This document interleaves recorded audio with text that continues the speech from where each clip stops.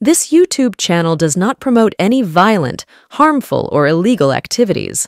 All content provided by this channel is meant for an educational purpose only. নমস্কার আদাব, আমি আপনাদের প্রবীর বিশ্বাস। দেখতে শুরু করেছেন সকালের অনুষ্ঠান থার্ড আই।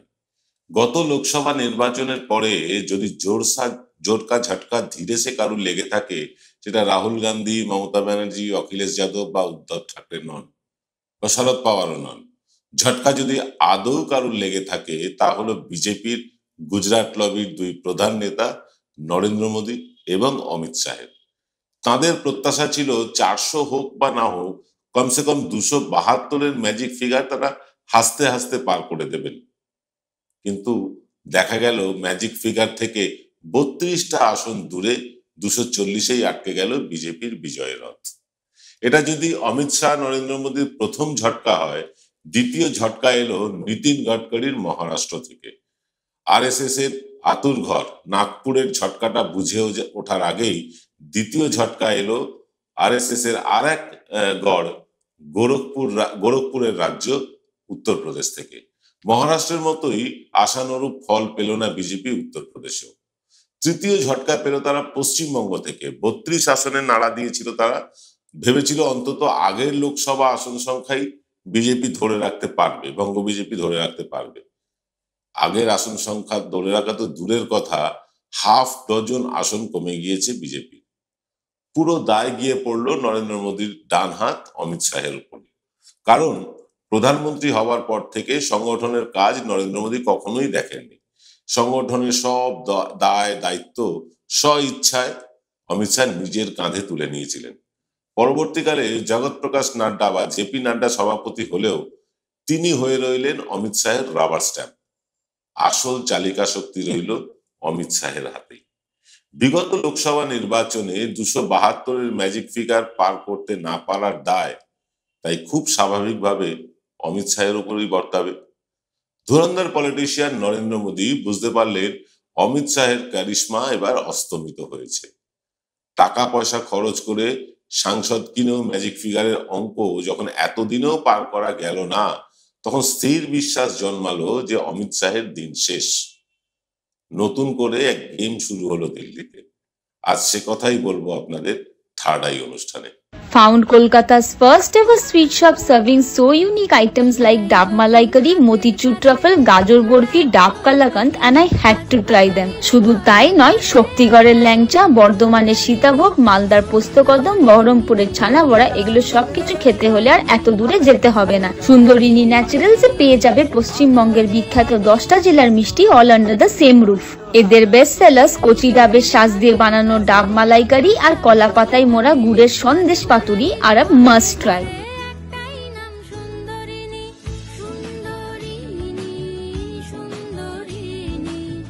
নির্বাচনের সময় সংঘ পরিবার যদি সক্রিয় না হয়, তার ফল নরেন্দ্র মোদী হাতে নাতে পেয়েছেন। আর সংঘ পরিবার গুজরাট লবির কাজকর্মে মোটেই খুশি নন। পূর্ণ সংখ্যাগরিষ্ঠতা না থাকা সত্ত্বেও ভারতকে পূর্ণ সংখ্যাগরিষ্ঠতা ছিল আগের বার, এবার নেই। আগের যে লোকসভা তাতে পূর্ণ সংখ্যাগরিষ্ঠতা ছিল বিজেপির, এবং সেই সংখ্যাগরিষ্ঠতা থাকা সত্ত্বেও তারা ভারতবর্ষকে হিন্দু রাষ্ট্র ঘোষণাই করতে পারেনি। রাষ্ট্র ক্ষমতায় থাকা গুজরাট লবি না চাইলেও এমন কিছু সিদ্ধান্ত নিতে বাধ্য হয়েছে যা আরএসএস এর সিদ্ধান্তের পরিপন্থী। এটা এখন প্রমাণিত সত্য, ইভিএম এর খেলা ছাড়া বিজেপি একক ক্ষমতায় কোনো রাজ্যে প্রায় জেতাটা তাদের অসম্ভব। বিশেষ করে হরিয়ানা এবং মহারাষ্ট্রের নির্বাচনের পর ইভিএম নিয়ে জল ঘোলা হওয়াতে এটা পরিষ্কার হয়ে গিয়েছে। বোঝাই যাচ্ছে ইডি, সিবিআই, ইনকাম ট্যাক্স, নির্বাচন কমিশনের মতো শক্তির অপব্যবহার ছাড়া এবং বিভিন্ন আদালতের একাংশের প্রশ্রয় ছাড়া বিজেপির অস্তিত্ব এখন সংকটে। মানুষের ভোট নেই, এটা প্রমাণিত হয়ে গিয়েছে। আরএসএস শুধু বিজেপিকে সহায়তা করতে চায় না, তারা চায় বিজেপির উপর তাদের সম্পূর্ণ নিয়ন্ত্রণ থাকুক। কিন্তু বাস্তবে দেখা গিয়েছে বা এখনো দেখা যাচ্ছে বিজেপি দলের সম্পূর্ণ নিয়ন্ত্রণ এখন পর্যন্ত অমিত শাহের হাতে। এটা আরএসএস কে যতটা দুশ্চিন্তায় রেখেছে, ততটাই মাথা ব্যথার কারণ হয়ে উঠেছে নরেন্দ্র মোদীরও। তাই এক নতুন খেলা শুরু হয়ে গিয়েছে বিজেপির অভ্যন্তরে। দিল্লি থেকে পাওয়া রিপোর্ট অন্তত সেই দিকেই ইশারা করছে। বলবো সেসব কথা, তবে নিতে হবে ছোট্ট একটা বিরতি। জয়গুরু রত্নভান্ডার জ্যোতিষ সীমা, এখানে গোল্ড মেডেলিস্ট জ্যোতিষী বসেন। হাই কোয়ালিটির আসল গ্রহরত্ন সবচেয়ে কম দামে এখানে পাওয়া যায়। স্থান বেলঘড়িয়া রানীপার্ক বটতলা 2 নম্বর রেলগেটের নিকটে। 9681345722 এবং 9007778922। ফিরলাম বিরতির পর। আগেই বলেছি নরেন্দ্র মোদীর মতন ধুরন্ধর পলিটিশিয়ান এদেশে বিরল। রাজনীতিতে উপরে উঠতে যিনি তার নিজের পথপ্রদর্শক লালকৃষ্ণ আদবানিকে সরিয়ে দিতেও দ্বিধা করেননি।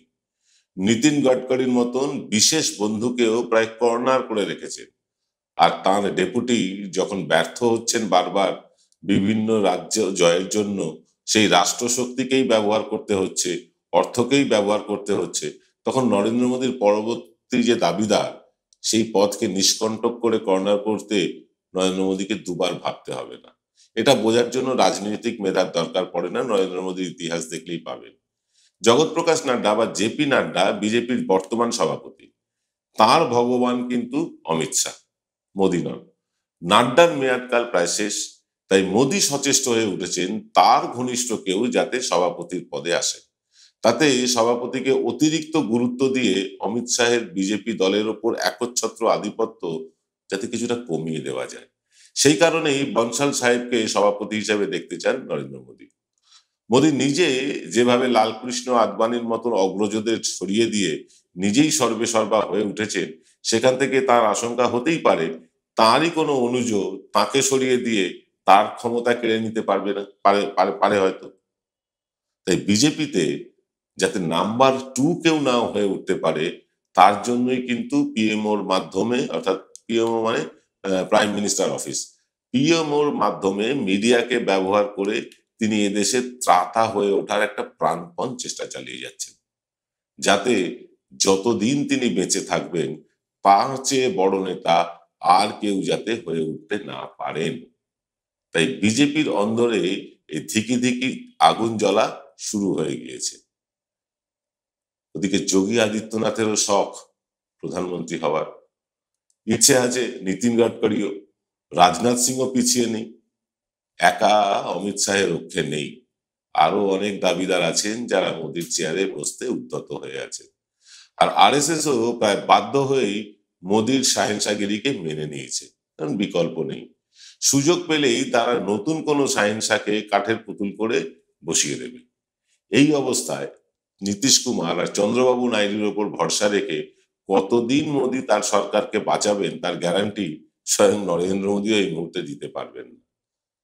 তাসের ঘরের মতো দাঁড়িয়ে আছে নরেন্দ্র মোদীর নেতৃত্বাধীন সরকার এবং পুরো বিজেপির সিস্টেমটা।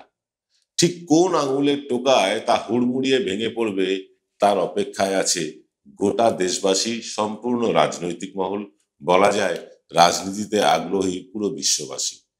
কারণ এই লোক দেখানো স্ট্রেংথ, লোক দেখানো 56 ইঞ্চির ছাতি, মানুষ কিন্তু আসল চেহারাটা দেখে ফেলেছে। হিন্দুদের মাসিয়া হয়ে দাঁড়িয়ে থাকা বা নিজেকে বারবার হিন্দুদের মাসিয়া হয়ে প্রমাণ করা নরেন্দ্র মোদী, তিনি আদৌ যে হিন্দুদের কোনো মাসিহা নন, হিন্দুদের ত্রাতা নন, তা বাংলাদেশে মানে হিন্দুদের উপর অত্যাচারের পর তার চুপ করা থাকা থেকেই বোঝা গিয়েছে। আমরা অপেক্ষায় আছি কবে এই তাসের ঘর ভেঙে পড়বে। আর আপনারা অপেক্ষায় থাকুন, আজ একটি বিশেষ অনুষ্ঠান আসবে রাত 8টায়, যেমন আসে এক্স ফ্যাক্টর, তেমন একটি বিশেষ অনুষ্ঠান নিয়ে আসবো। তাতে আমরা দেখাতে চাই আপনাদেরকে আমরা ইতিমধ্যেই আমাদের যে বিধানসভার সমীক্ষা তা করতে বেরিয়ে পড়েছি। অনেকে প্রশ্ন করছেন 1.5 বছর আগে কেন, একটু উত্তরটা দিয়ে দিতাম। কারণ 1.5 বছর আগে একটাই কারণে, দেখুন আমাদের ম্যান পাওয়ার কম, অর্থাৎ আমাদের যে কাজ করার লোকজন কম।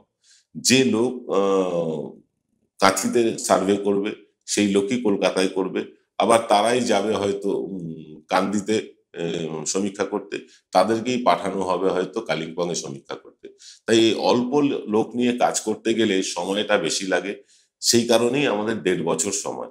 আর 1.5 বছর আগে থেকে কেন করছি, কারণ একটাই, যে 1.5 বছর আগে থেকে মানুষের মানসিকতা কোন দিকে, ট্রেন্ড কোন দিকে, তার একটা আভাস যাতে আপনাদের দিতে পারি।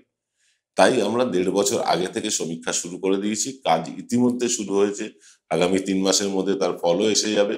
কিন্তু আমরা কি সমীক্ষা করছি, মানুষের কাছে কি কি প্রশ্ন রাখছি, সেইগুলো আপনাদের জানা প্রয়োজন বলে মনে করি। তাই সেই প্রশ্নগুলো নিয়ে আসবো আজ রাত 8টায়। দেখতে ভুলবেন না। সকলে ভালো থাকবেন। নমস্কার।